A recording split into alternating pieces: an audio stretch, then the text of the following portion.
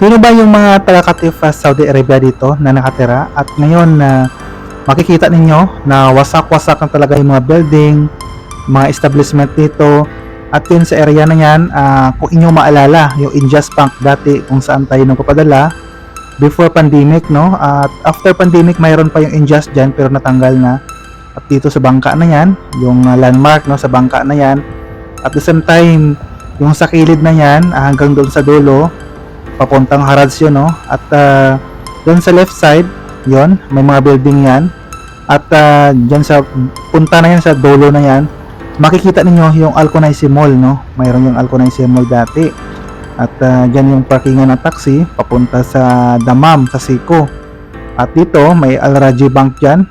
Ito yung area na maraming tao talaga dati, no? Kapag lalo na kapag sahod, kasi dito yung area na maraming tao nagpapadala ng pera sa Injust tapos kumakain sa restaurant, no? Yung mga restaurant sa kilid dyan. At dito may Al Rajhi Bank dati yun, kung inyo maalala. At yun, papunta yun sa sa fish market area na yan. At dito sa side na to, mayroon diyang sa kilid na yan, mayroon diyang pharmacy dati kung inyo maalala. So kung ikaw ay matagalan dati sa Qatif nakatira dito, ay maalala mo talaga yung mga memories dito, na maraming memories talaga, no? Lalo na nung pandemic time na nakapila kami magpadala ng pera sa Injust Bank.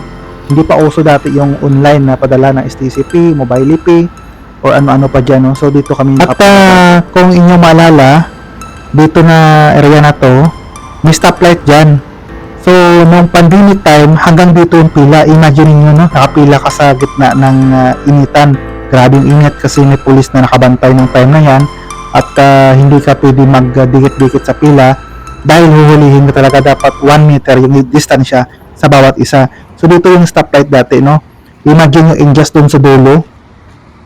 At dyan sa area na yan, dyan banda, mayroon dyan dati na restaurant na Indian, no?